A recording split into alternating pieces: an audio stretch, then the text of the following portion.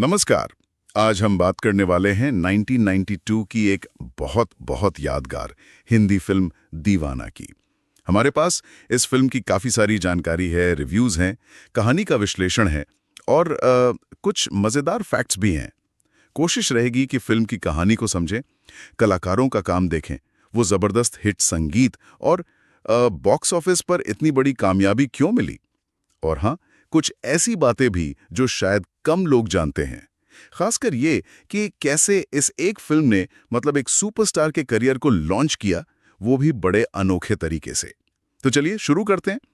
कहानी की शुरुआत होती है काजल यानी दिव्या भारती और रवि ऋषि कपूर उनके प्यार और शादी से। हाँ बिल्कुल। एक अच्छी खुशहाल जिंदगी लगती है शुरू में, पर फिर आते हैं रवि के चाचा प्रताप यानी अमरीश पुरी। और उनका बेटा नरेंद्र, मुनीश बहल, लालच और जलन, है ना? बिल्कुल। उनकी नज़र रवि की दौलत पर होती है और एक झगड़े में वो रवि और नरेंद्र दोनों खाई में गिर जाते हैं। रवि को मरा हुआ मान लिया जाता है और यही से फिल्म एक युवा विधवा का दर्द, उसके अकेलेपन, उस समय की सामाजिक स्थिति, इन सबको बड़ी संवेदनशीलता से दिखाती है। ये उस दौर के लिए अहम था। सही कहा। फिर काजल अपनी सास के साथ शहर छोड़ देती है एक नई जिंदगी शुरू करने के लिए। और यही एंट्री होती है राजा सहाय की, शाहरुख खान। फिल्म का दूसरा हिस्सा यहाँ से शुरू होता है। हाँ, एक लापरवाह सा अमीर लड़का, हाँ। वो काजल से मिलता है और धीरे धीरे उससे प्यार हो जाता है। दिलचस्प बात यह है कि राजा को काजल के अतीत के बारे में कुछ नहीं पता। वो बस उसके आज से जुड़ता है।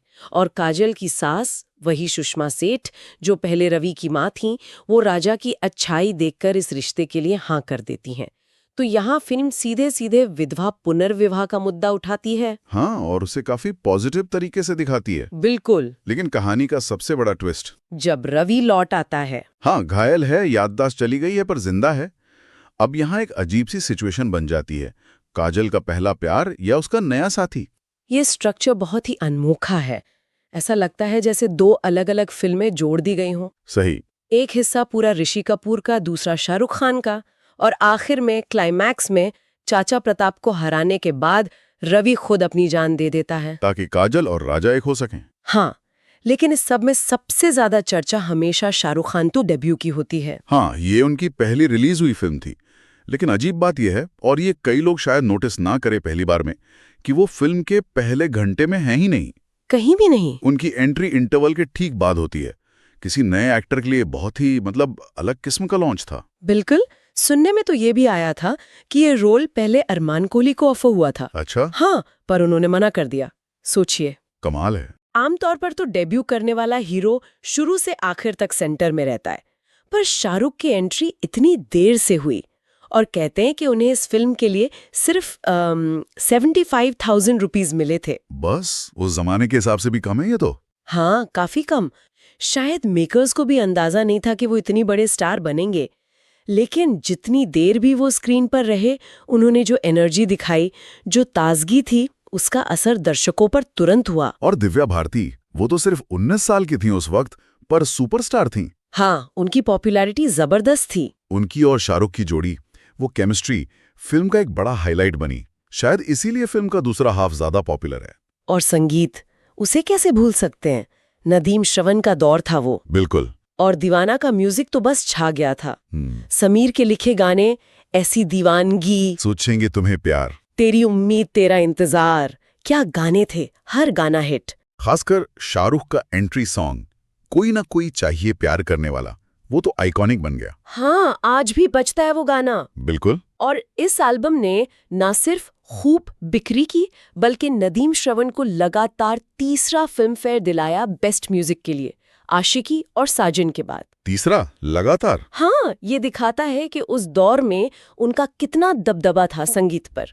वो मेलोडी, वो ऑर्केस्ट्रेशन, वो 90s की शुरुआत की पहचान है। एक और मजेदार बात है, कहते हैं जब फिल्म रिलीज हुई तो पहला शो एकदम खाली गया था। अच्छा, मुझे ये नहीं पता था। हाँ, ऐसी रिपोर्ट्स थी। लेकिन फिर धीरे धीरे बात फैली, खासकर कॉलेज स्टूडेंट्स में।